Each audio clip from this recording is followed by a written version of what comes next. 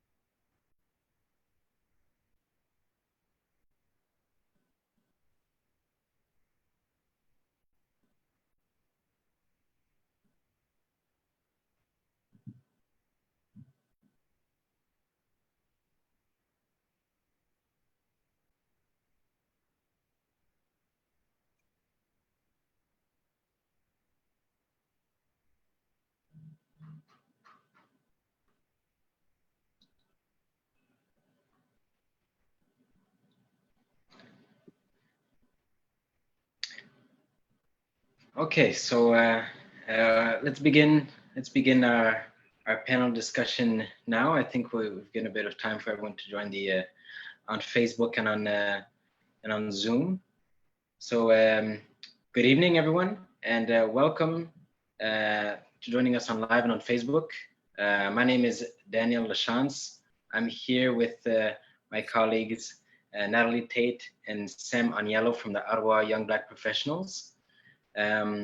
So before we get started in this virtual environment, I'd like to remind you to please keep yourself on mute during the event.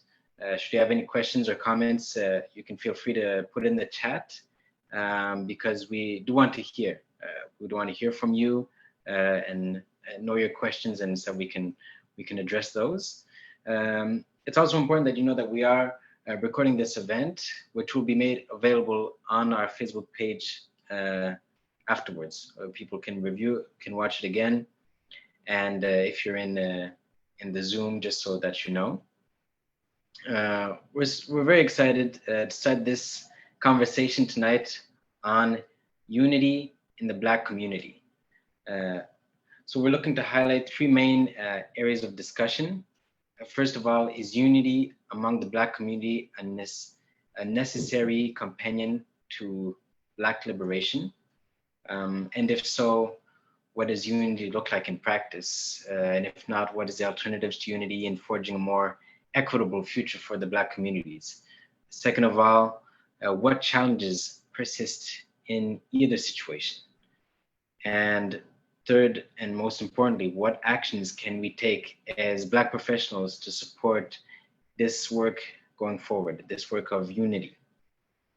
I would like to do a land acknowledgement. So I'd like to take a moment to acknowledge the land that we're on. Our event is being streamed from Ottawa, which is located on the unceded and unsurrendered territory of the Anishinaabe Algonquin Nation. So YBP would like to address, first of all, we'd like to express our respect for all First Nations, Inuits, Métis people. The people of the Anishinaabe Algonquin Nation have lived on this territory for millennia, for time immemorial, and their culture and presence have cared for and preserved this land as they continue to do so. So we're grateful for the contribution, past and present. If you're joining us from somewhere else, we encourage you to do your own acknowledgement at this time.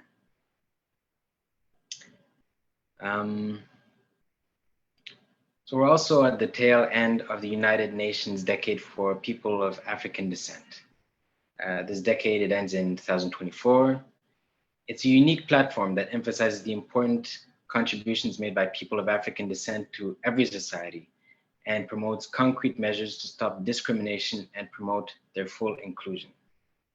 There is a movement underway to extend the decade and also develop a UN declaration on the promotion, protection, and full respect of human rights for people of African descent.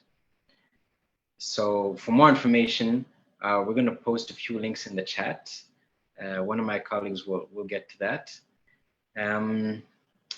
But other than that, if we get into the gist of it, tonight we have three special guests joining us. First of all, we have Richard Sharp, who's the director for the Black Equity branch of the Ontario Public Service. He's also the co-founder of the Federal Black Employee Caucus, community advocate, and member of the Black Canadian Civil Society Coalition. Second of all, we have Faduno Ali, a community builder and a champion of representation and well-being, an advocate in anti-racism, equity, and inclusion expert advisor with the federal public, within the federal public service space. And last but not least, we have Cesar Ndema Musa. He's the president of Roots and Culture Canada, a community advocate. He's a writer, and he's also a public speaker. So I'm just going to take a few minutes to allow our special guests, our panelists, just to give a brief word about themselves. I'm going to start with Richard. Would you mind telling us a bit about yourself? Sure, and thanks for inviting me to take part in this event. I always like to spend time with young Black folk who are aspiring to have these kinds of conversations. So I'm Richard Sharp. I'm a longtime federal public servant. I was in the federal government for about 26 years, with a number of roles and responsibilities. But before that, I was a community activist in Winnipeg, doing a lot of sort of anti-racism work as a young man, and just continued that spirit of activism, if you want to call it that, seeking social justice, human rights, addressing anti-Black racism in particular throughout my public service life, and into my new career here in the Ontario Public Service. Spent a couple of years working on something called, as you stated, the UN Decade, International Decade, People of African Descent, that really serves as a driver for a lot of things that we can do in this country to support the betterment of people of African descent across the diaspora in Canada and beyond. So that's who I am. I landed this really interesting gig over at the Ontario Public Service to lead something called the Black Equity Branch. This is the first of its kind, I think, in Canada, if not North America, where a body within a government is working on addressing Black equity, on something that I call Black inclusion across the Ontario Public Service. We make up 10% of the 65,000 people who work with the Ontario Public Service, and so we need to address some really serious issues here. So that's me in a nutshell. Thanks for inviting me again.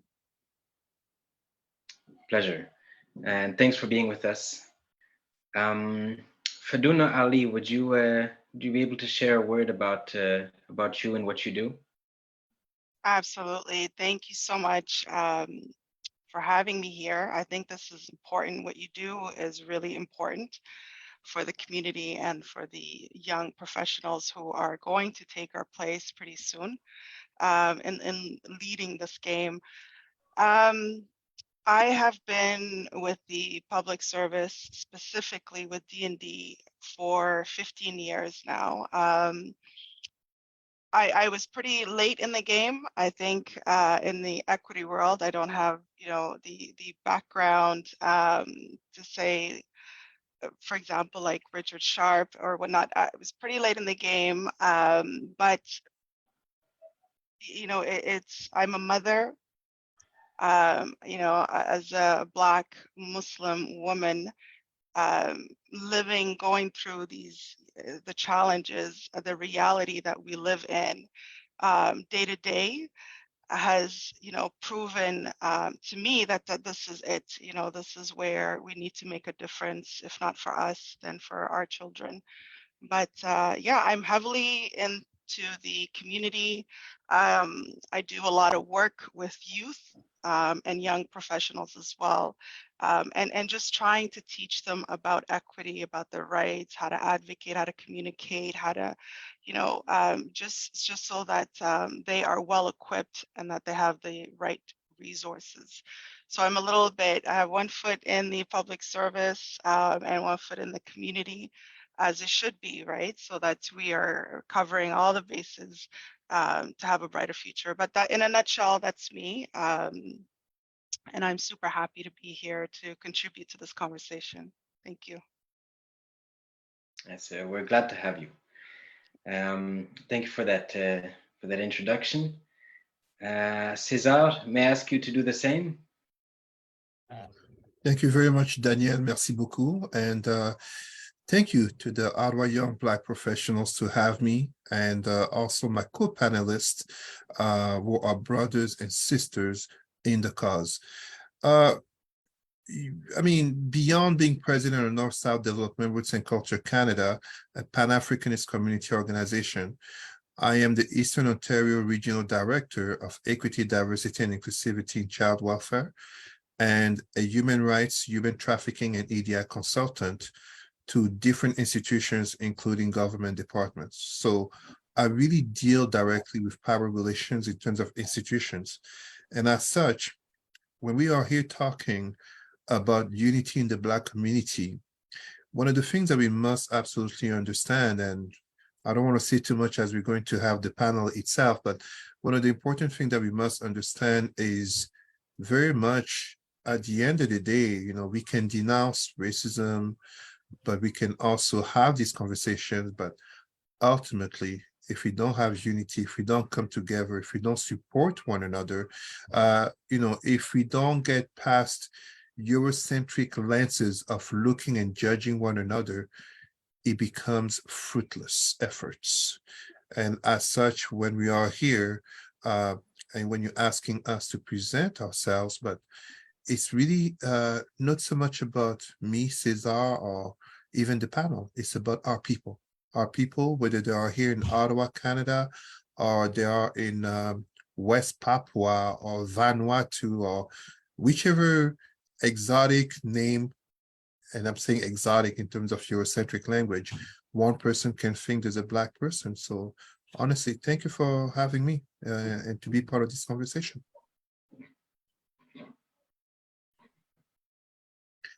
Oh, Natalie, you're mute. Of course. Well, certainly excited to just get right into the discussion. And, you know, part of what you just said is one of the things that we wanted to start off with. So, you know, even the whole notion of unity, let's step back and ask the question, to which you answered a little bit, but is it necessary? Is it necessary to Black liberation? Is it necessary for the work to dismantle anti-Black racism, systemic anti-Black racism? So I think from what you said, you're thinking definitely it's necessary. It's a must-have in order to do that work. Richard, I'd love to hear your point of view on that as well. So I'm never one to go against my brother César, but I do recognize, and I feel like, you know, oftentimes in the work, we're in the belly of the beast. There are sort of competing priorities and competing objectives when we're talking about Black people who are not a monolith, who are not homogeneous. We're not all here on the same page trying to get the same work done. So as much as unity is critically important, and I believe in it, that we need to have unity in terms of our success, sometimes we got to work around the people who do not want unity, people who have, you know, taken the blue pill and want to align with the forces of white supremacy for their own personal gain. We have so many examples where, you know, we have to end up focusing back on our own people to try to get them to do the right thing, and just to find out that, you know, they have interests elsewhere. It's not about the collective good. It's not about our people moving forward. So I'm of two minds on this. I think it's critically important that we do work towards unity within the Pan-Africanist Black spaces that we occupy.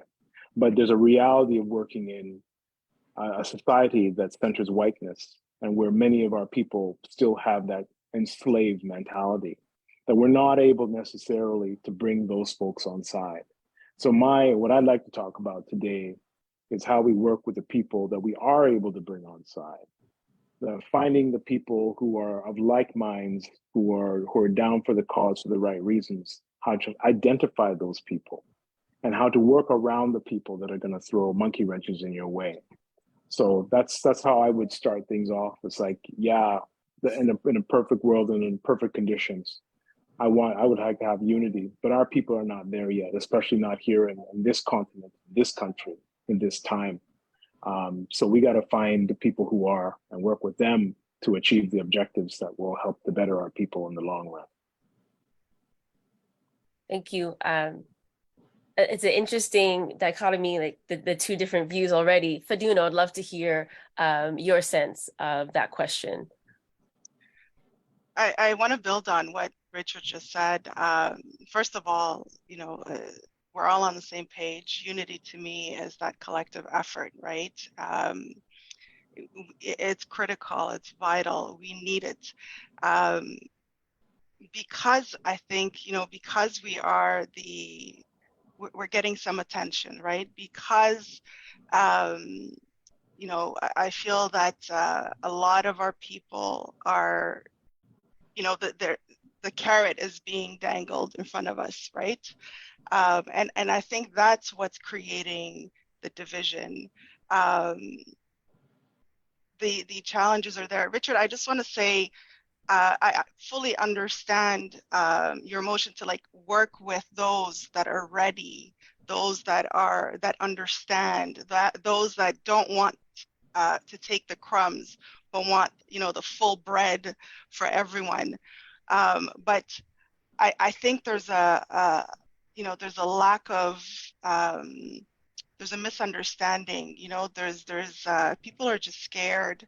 They haven't had opportunities come to them now, right, more than ever. And so I think they're just being I think there's an opportunity to bring more on board by having these sort of conversations. There's a huge problem, and I saw that in New York as well. And we're all there for the same objective, for the same outcome, but there's a division, and that is solely based on the what is being offered to others, right? Everyone's trying to help themselves, but that's not it. That's not the long game. Yeah, I like the different perspectives, and it all comes together.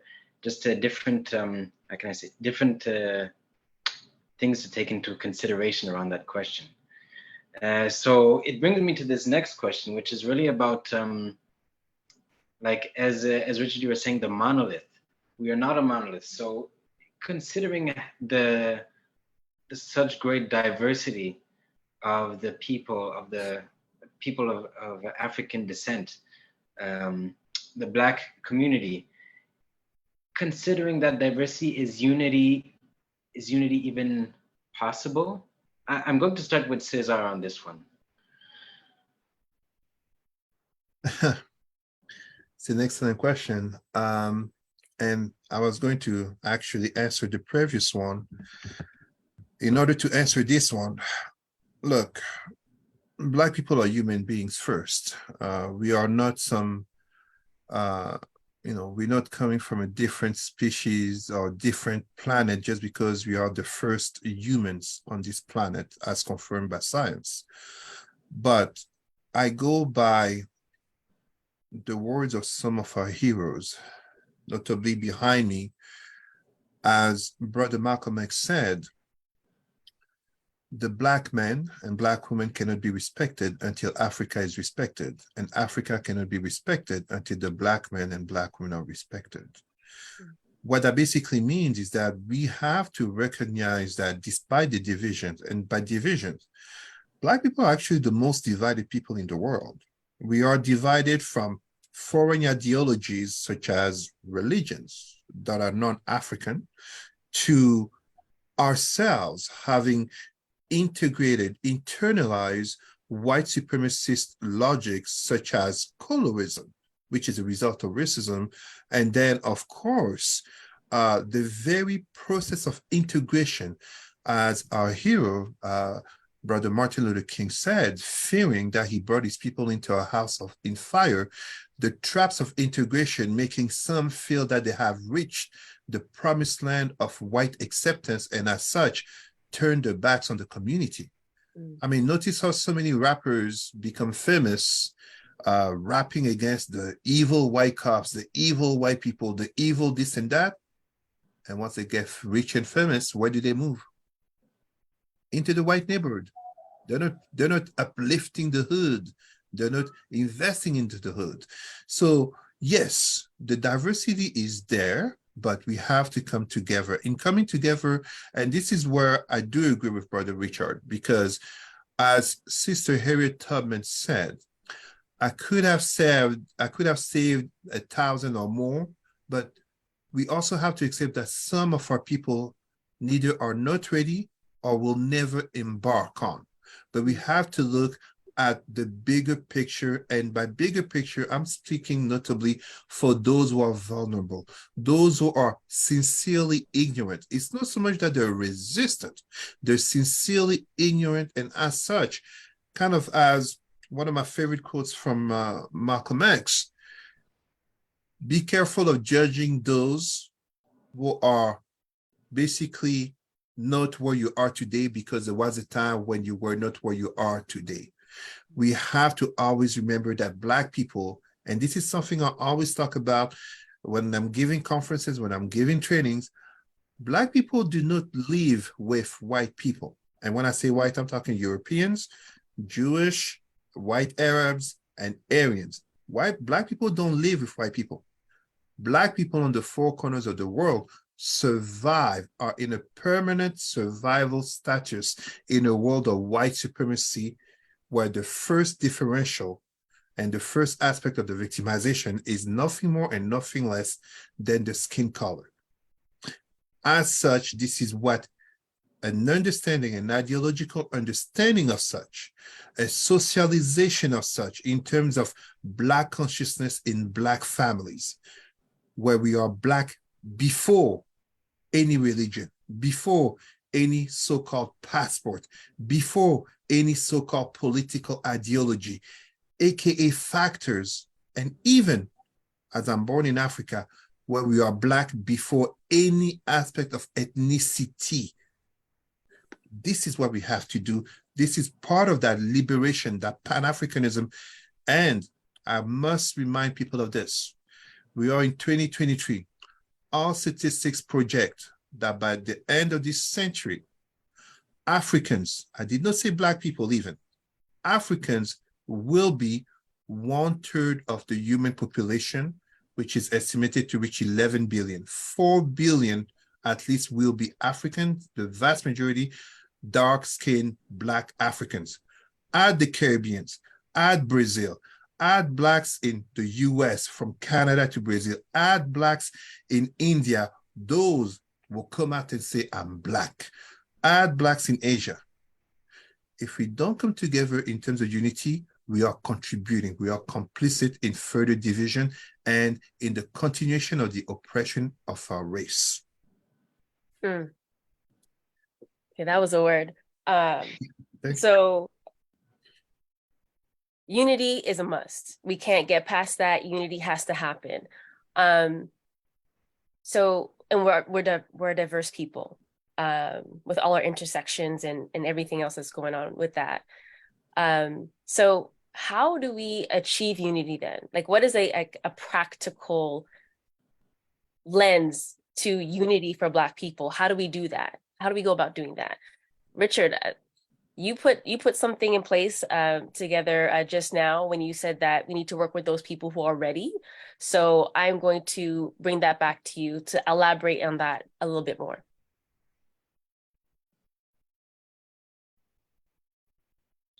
You're muted. You're on mute. I want to say that was the first time. The first time that I've done that this year. That's what I want to say, but I know it's not true.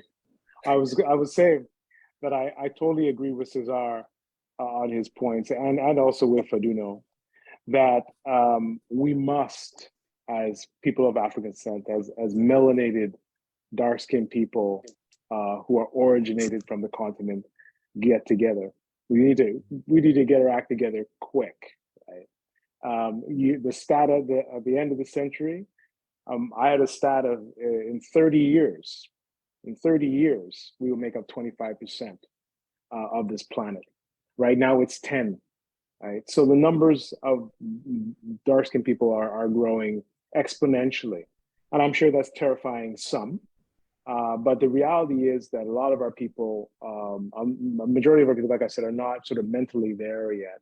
So for me, it's important is to surround myself with people who understand what work is required, and we rally around each other to do the work like we've been doing with the UN, civil society groups, to do the work that we were doing in the federal public service and in the Ontario public service and various public services. Do that work in community, to do the teaching, do the educating of our own peoples, right? And not wait for these flashpoint moments like Floyd and the Black Lives Matter movement, because those are just moments in time, right? We have to have something that's sustained.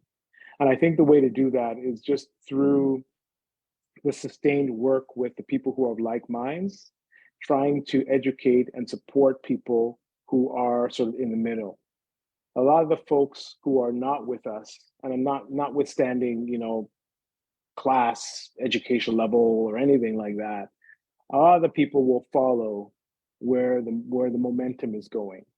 A lot of people became Black after George Floyd, and then when the Floyd effect passed, they lost their color, right, in their actions and in their ways, right.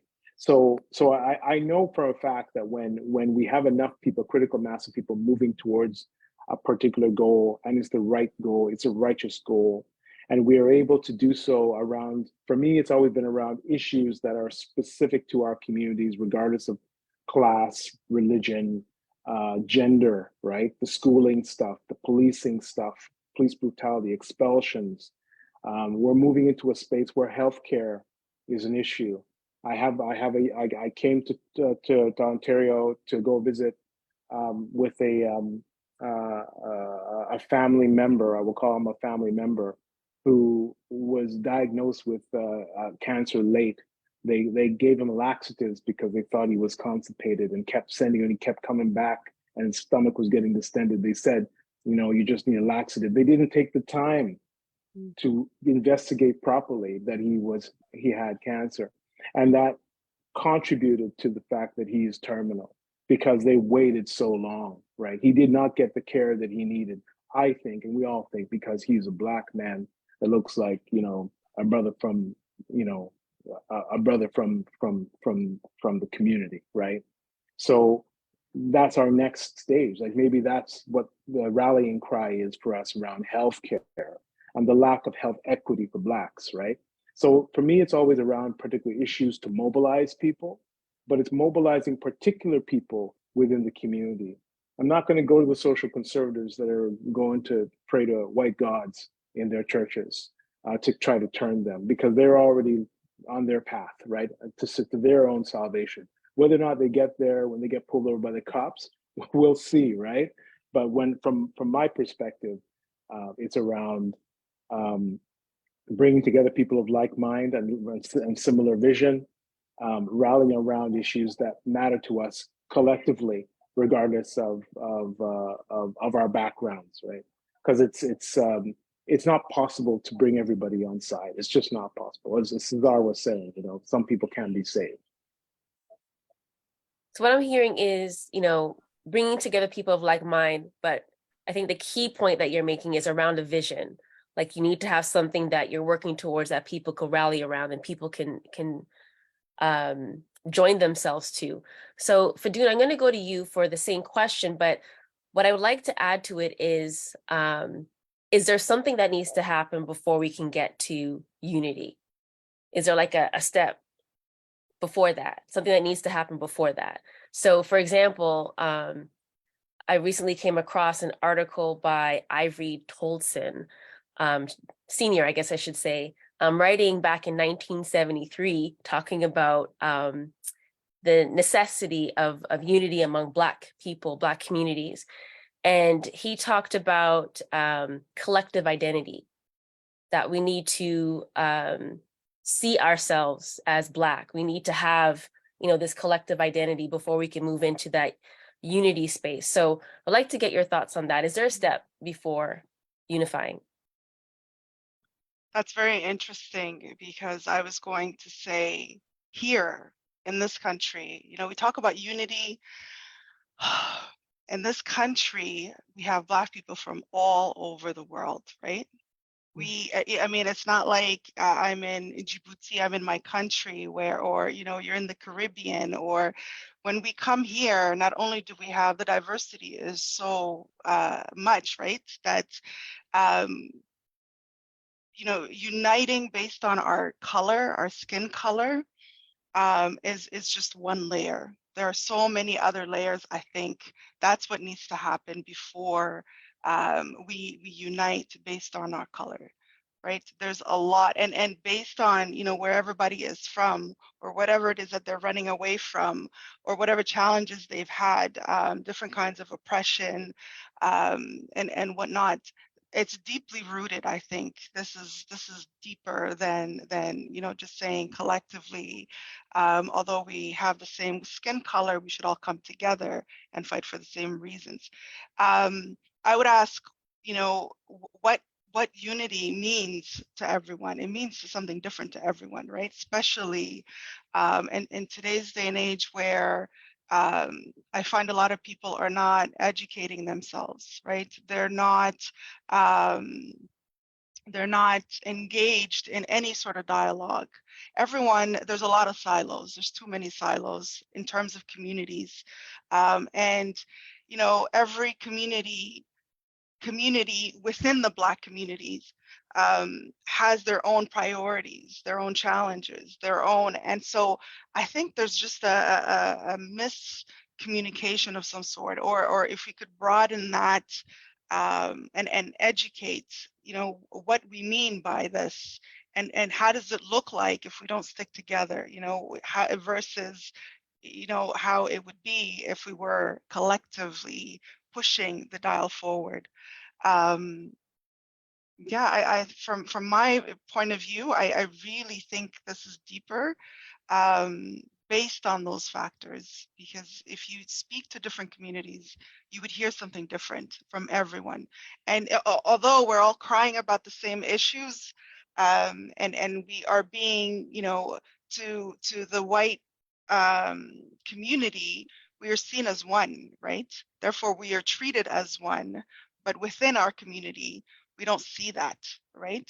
And of course, based on a lot of other different things, based on colonialism, slavery, there's so many different factors that we within ourselves think we're better than each other based on our skin color, based on our community status, money, whatever it may be.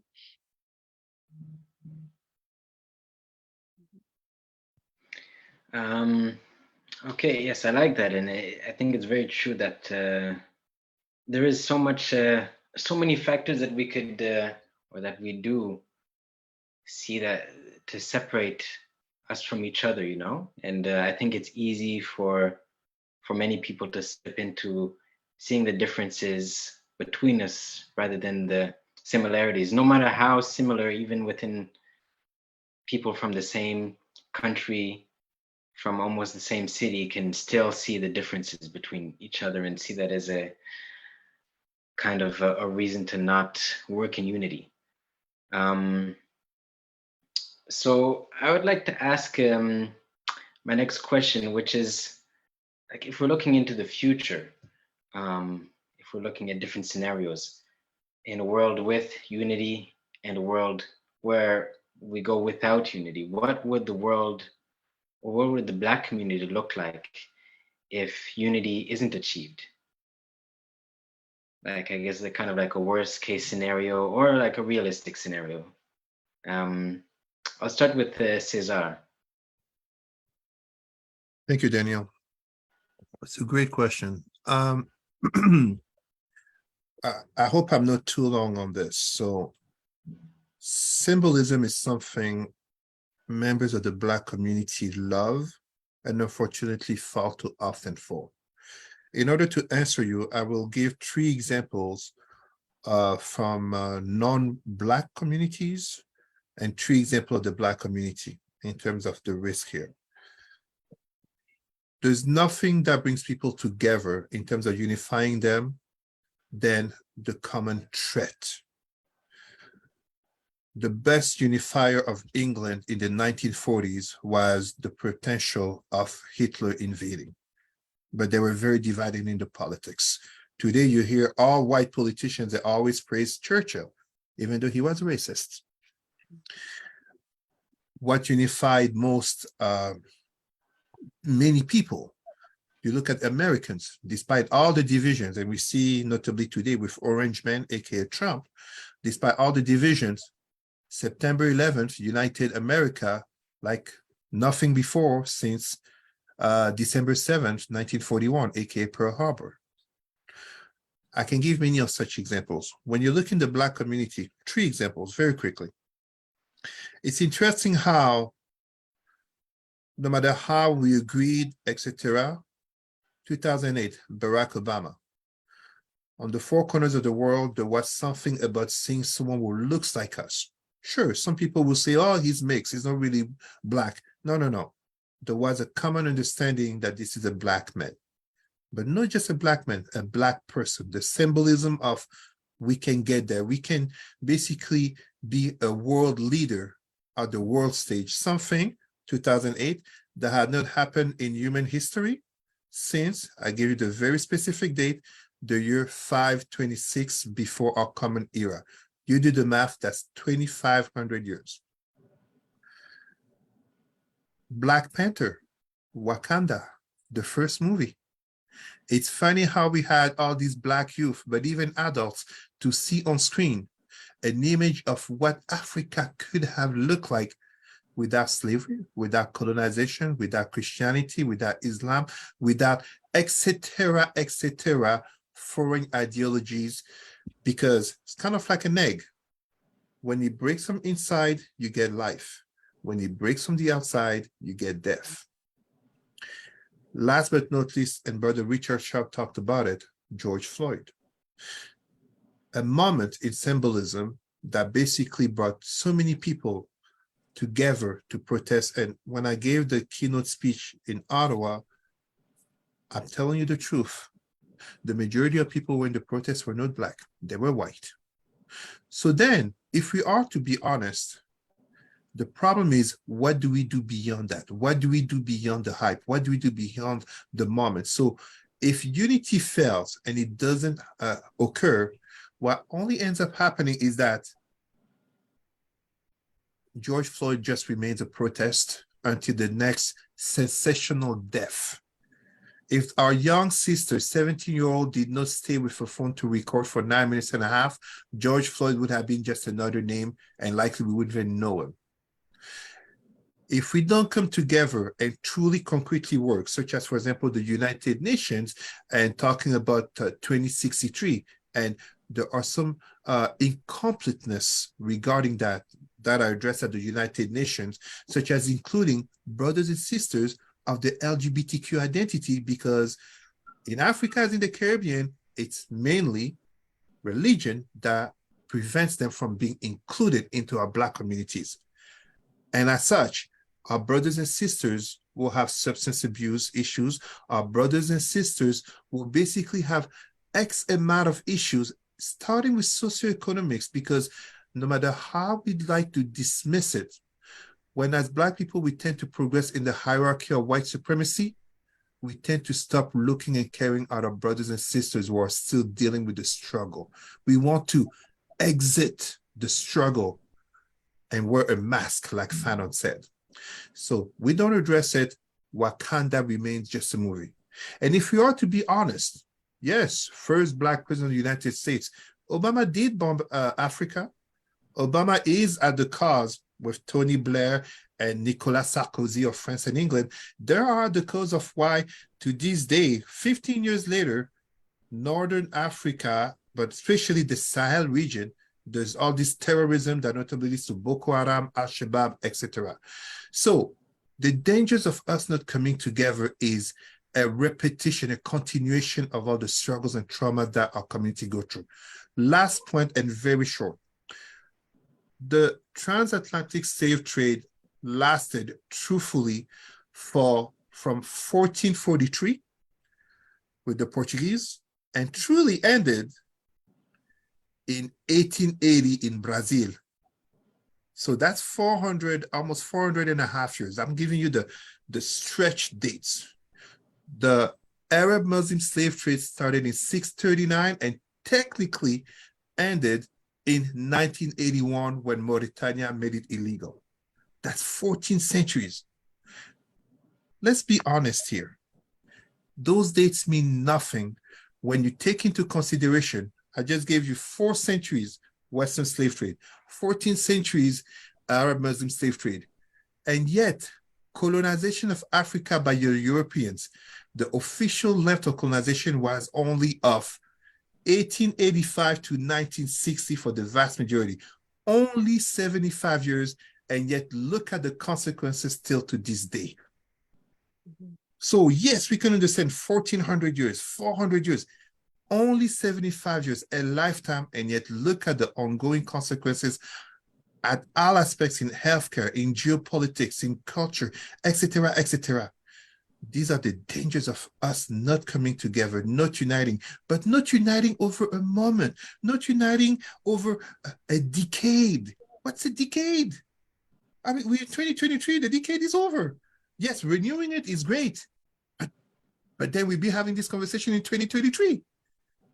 So concrete measures, concrete policies, and concrete procedures, and bringing in on board as many people as we can, because the difference is because we are human beings, not just Black, because we are human beings, when we see people having success, it draws us to be part of the boat.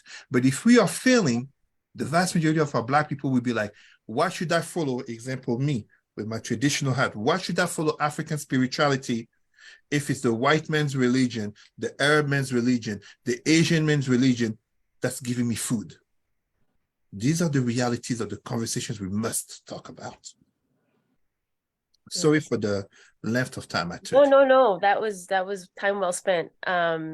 So unity, to get there, we heard vision. You're talking about concrete measures, actions, policies, programs.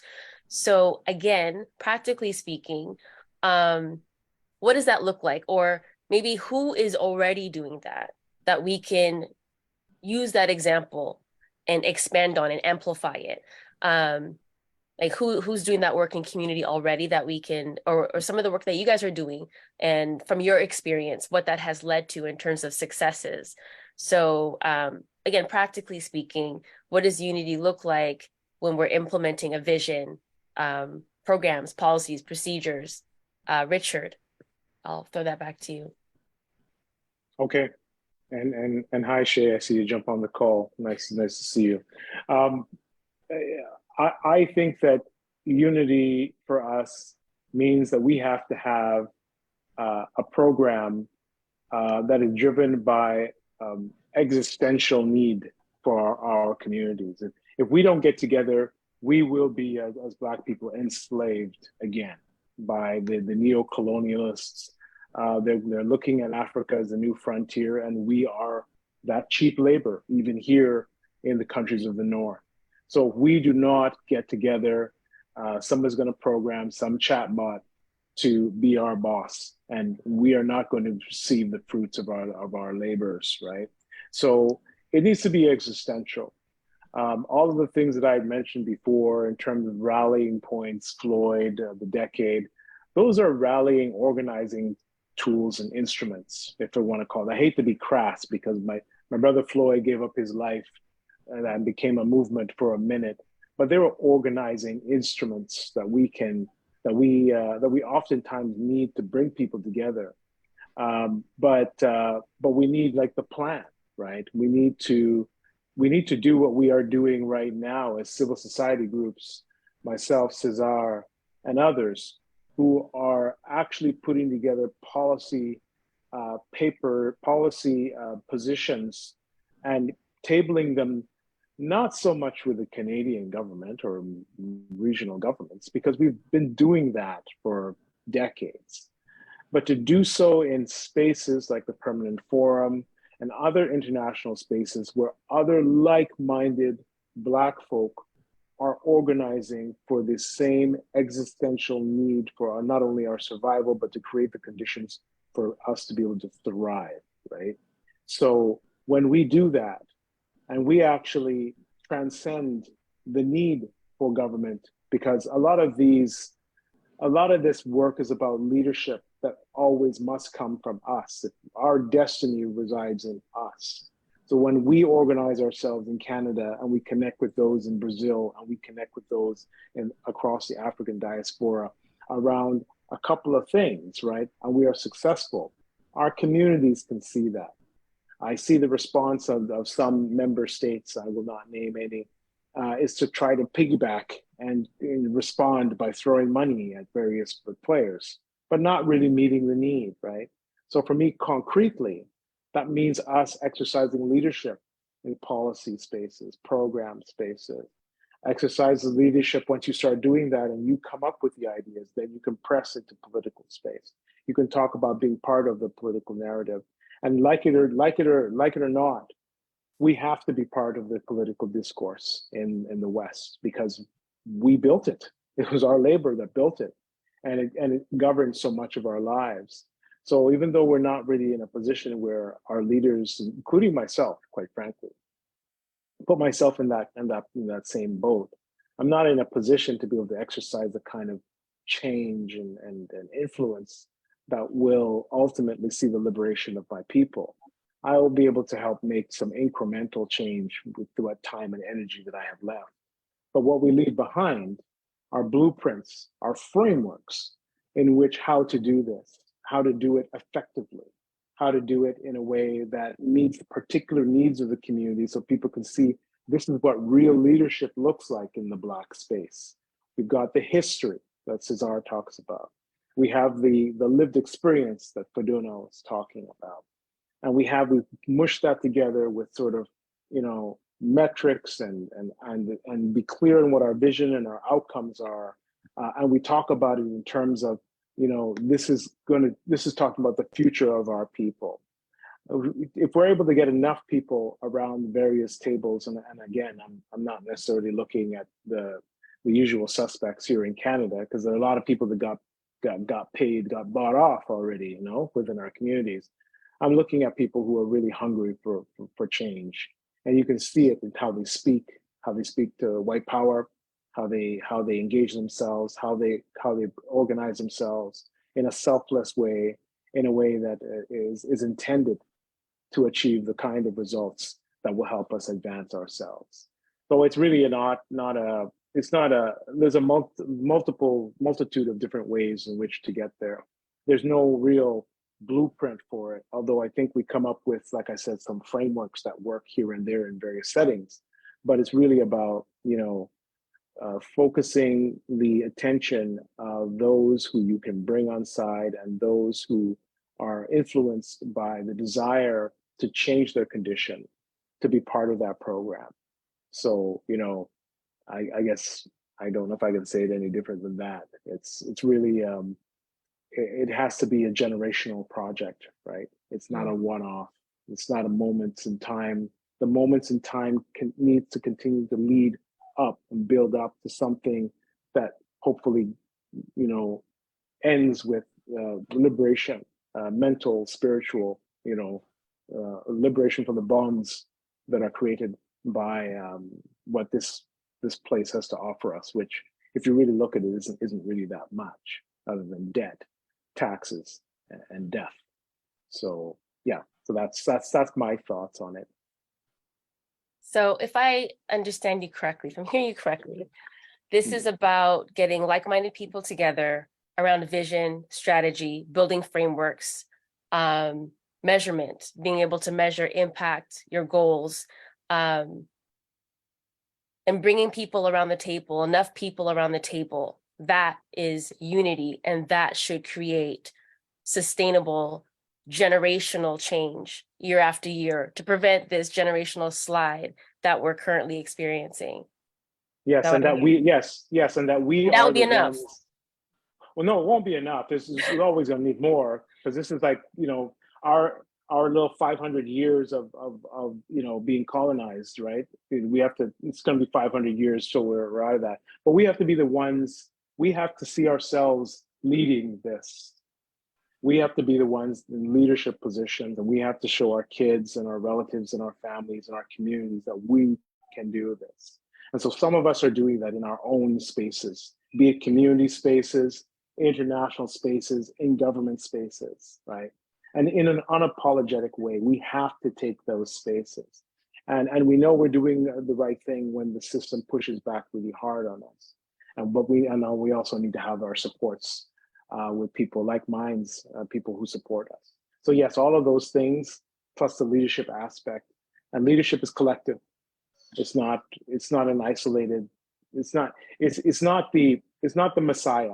I hate it when people, you know, Richard, you're the Messiah, you're the chosen one. I'm not the chosen one. There were so many people that came before me. There's so many people came before Cesar, Fuduno, right? We are building on what came before us, and then we're fallible. We get tired, right? We get sick, right? So it's not about the Malcolms and the Martins that people are waiting for the Malcolms and the Martins to come back and save us. That's not going to happen. If there's another Malcolm and Martin around, they will be terminated, right? So it needs to be collective. It needs to be collective leadership that we are building on in very multiple spaces. Just really quick, you know, my daughter, who was very much affected by the Black Lives Matter movement, by the death of George Floyd, and got into activism as young, didn't know what she was doing. I didn't interfere too much because my stuff is heavy, and she was young, and she went and she did that for a year, and then was very disheartened to see that everybody forgot about Floyd. Everybody forgot about Black Lives Matter about a year and a half later. So now she's going into it again, right? So my tutelage is just to give her little nuggets of what she can do. She's actually participating in a Black Lobby Day on Parliament Hill tomorrow with a couple of community activists. The youngest person in the room who's texting me, what should I talk about? So you be yourself, you talk about your experience. You talk about your experience as a young Black woman. You let them hear your voice. You let them see the future is bright, right? You don't need to have all of what I got or what Cesar's got or what Fuduno's got. You just need to represent and show that leadership, because that's where they're shook. That's why governments focus on youth and give them money and give them trips and, you know, things to do, because they know that if youth are focusing on that existential, this, we need to do this for our generations to come, that creates an unstoppable force. So that's just, you know, it's talking too long on something that I think is really important to me. It's how I'm sort of working in these sort of white spaces and thinking about that all the time. What am I leaving for these young people to follow, or someone else to take this on when I get tired and I'm done? And Fuduno and Cesar, I would love to thank you, Richard. Hear from you guys as well, like your final thoughts on unity and action going forward, especially for our young Black professionals. You know, what they can do to amplify and participate. Richard talked about his daughter, but if you have any further ideas, and Sam, I don't know if I can't see the chat for some reason, so I don't know if people are asking questions. Anyone has a question, but would like to leave a little bit of space for that too before we get to the wrap up. So Fuduno, then Cesar, please. First of all, I cannot compete. Cesar and Richard, everything you've said, I'd just like to add one thing. I think while we're envisioning the future state of unity in our community, you've pretty much touched on everything. I just want to highlight healing is also crucial. You know, healing, fostering healing, understanding, and like just addressing the historical traumas that divides us till this day. It's not just historical. I think that is the missing piece I just wanted to add to. In terms of what can the young professionals take away? Was that the other part? Yeah. Natalie. Yeah. I strongly just want to go back to educating yourself, learn about the history. Like Richard said, you know, we are not the first to do this. This has been ongoing since day one of humankind. So learn about your history, the experiences, the challenges we face, because trust me, you will face them. This isn't going away anytime soon. These are challenges that we will continue to work towards. And just, you know, being involved, I think there's a lack of communication, a lack of misunderstanding internally within our community. And you will only know what you don't know by being involved, by attending these sort of sessions, these sort of conversations. And, you know, and networking is huge. Networking is where we learn from one another, right? I've learned so much from Cesar and Richard and everyone else here today. This is how we learn, and you know, we bring our baggages from wherever it is that we came from whatever, you know, situations we've been into. But here in this country today, we are facing the same challenges, and that's what unites us, is these barriers, these challenges, apart from everything else. But being a part of this community is actively engaging. I'm going to leave it at that. Thank you, Cesar. You have the last word before we wrap up. Thank you. I'm honored, and I thank Brother Richard Sharp, Sister Feduno for the words. Allow me to answer this question with some concrete examples of my experience. When I became a regional director in 2019, many were concerned that I was going to be flipped with a high salary, with a fancy title, etc. And yet, I remember when I was in an agency in Toronto, a big agency, wearing an African outfit and a traditional hat, honoring the spirituality of my ancestors. It's Black staff who rush to me, asking me what I'm doing, why am I dressed like this? I'm looking to get in trouble. When I went into the elevator, and the shock on their faces when I told them, if I'm the regional director and I can't wear my African outfit, what's the point of talking about anti-Black racism? Allow me to give you this other example that really saddened me. An exercise that I do when I get to speak to teenagers in high schools. An exercise that consists in 1 minute of naming as many white, rich, and famous people that they can. And then we did the same for Black people. You know the funny thing that happens? The youth end up realizing that overwhelmingly it's only entertainers that they know when it comes to Black people, compared to politicians, leaders, philosophers, scientists for whites. And even worse, the vast majority of our Black people, especially youth, they don't know who the richest Black person is in the world. And yet, I've seen Arab, white, and Jewish teenagers name Akilo Dangote because the parents educate them on business. The parents educate them about the world. So what's happening with our youth at home with their parents? Last but not least, and this is the last thing I will say here, is the fact of, for us, in order to come together in terms of these concrete examples, it really comes down to, and I like what Richard said, we don't need a savior. We don't need another Fred Hampton or Thomas Sankara. We don't need another Assata Shakur, because, by the way, we forget too often to name the sisters. We don't need another Assata Shakur. We don't need another Malcolm, Mandela, or Martin Luther King. What we need is a collective Black consciousness that is unapologetic. Something that I remind people, and I gave this example as I was telling you, Natalie, Sunday when I gave my first international conference on Black religious trauma for the Global Center for Religious Research. Something that I reminded them is that we live in a world where people consider normal for Black people to have a white Christian name or an Arab Muslim name. Meanwhile, white people don't give the names of Madiba, Mandela, or Obama to their children, even though they will assure you that they're the heroes, that they love them, and that they're not racist.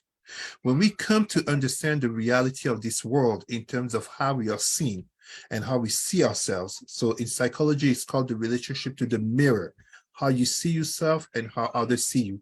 When we come to truly be honest about that, this is when we can actively see ourselves first and foremost as Black, and as such be able to come together as Black people despite our many layers of differences.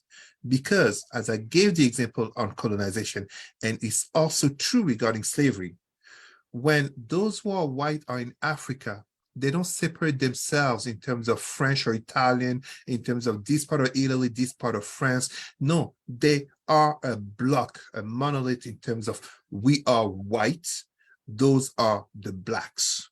And they use and play on our divisions. The same thing that happened in regards to slavery, the same thing that happened in regard to colonization, the same thing that happened 2,500 years ago to bring down Kemet, ancient pharaonic Black Egypt. The enemies of our people play on our divisions to further destroy us. And they always find too many of us for a little bit of money, for a little fancy title. They always find someone in our groups to say, yes, massa. We have to see ourselves first and foremost as Black. And by doing that, we will see others who will respect us, who will acknowledge us, and who will not just treat us as equal, but who will dare to listen to us and say, I may not like what you're saying, but I respect it and I even agree.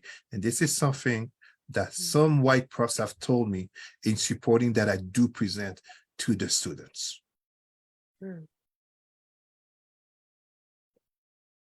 Well, thank you for providing us with that last word. I'm going to now pass it over to Sam Aniello to do the wrap up for us. Sam? All right, so thanks everyone. We like to wrap it up with something what we call 3 and 3, which is a segment where we summarize our discussion with 3 big takeaways and 3 action items that our members can take right now. So it's real difficult to disseminate all this down into 3. There is like so many things that we could take away from this, but we'll try and whittle it down to 3 main items. So the first one is, no surprise, unity is essential. I think we all sort of understand that unity is essential, even though we're not there yet. It is important, and I think the really key line there is, if we're not working on unity, we are complicit in our own division. So that was a huge takeaway in terms of like unity being essential. Second thing is, I love the fact that we heard that Black people, even though we're human, we're not a different species just because we're the first, right? We're still human. And to that end, we still have like the same, hang-ups that all humans have. But if we align ourselves to common issues, not just the color of our skin, because we all know Black is like a spectrum and it doesn't really matter the color of your skin.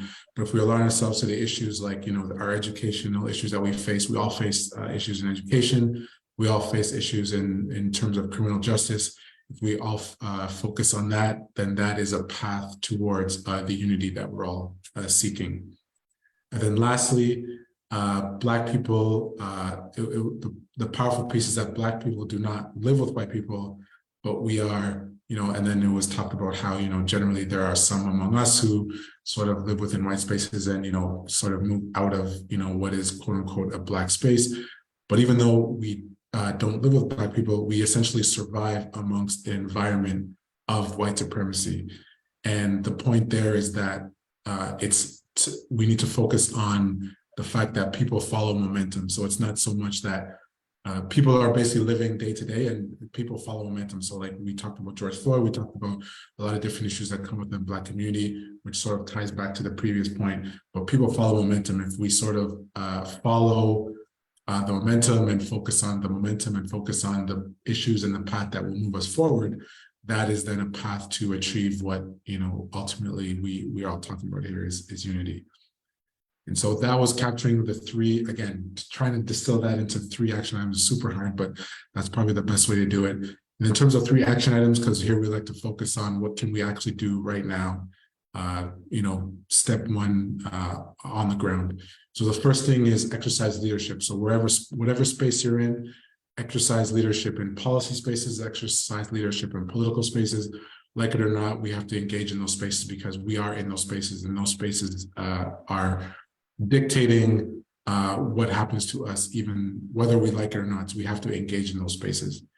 The second piece is connect with like-minded people, network with like-minded people. There are people out there who also think like us, and it's important to connect with them and to network with them, and use the frameworks that were created by them, because we're not the first ones who did this. Past generations, I like the piece about generational. This is not just us. This is the past generations passing it down to us, and then it's our job to sort of pass that down to the future generations. So connect with other people and continue to pass down from generations. And then the last piece, which was huge, is educate yourself, because again, I mentioned this before, but we are not the first persons to have these discussions, to have these talks. There is a plethora of information out there of people who went through the same things. And, maybe that's going to happen in the future. Hopefully not. We can, sort of reduce it, but basically just educate yourself. When you don't know what you don't know, engaging in those spaces, shameless plug, YBP is a space where you can do that. And just to engage with people and people are here and there are people out there. And so if you continue to educate yourself, read, watch documentaries, it's a great way to make those steps towards the unity that we all seek. And so those are the three takeaways and 3 action items. Just to wrap it up, Faduno, Cesar, Richard, thank you so much for joining us today for this conversation. I personally learned a lot. I think I just need to go maybe sleep, digest all the information that I got, because this was amazing. I learned a lot, and there's so many opportunities where just from this conversation alone, we can drive progress. Thank you to everyone who joined. We really appreciate you, for everyone who participated and joined and just came out to listen. Again, YMP is a place where you can connect with like-minded people. Happy that you joined with us today. And we hope you enjoyed the conversation. We hope you enjoyed the conversation. Thank you so much, and have a good night.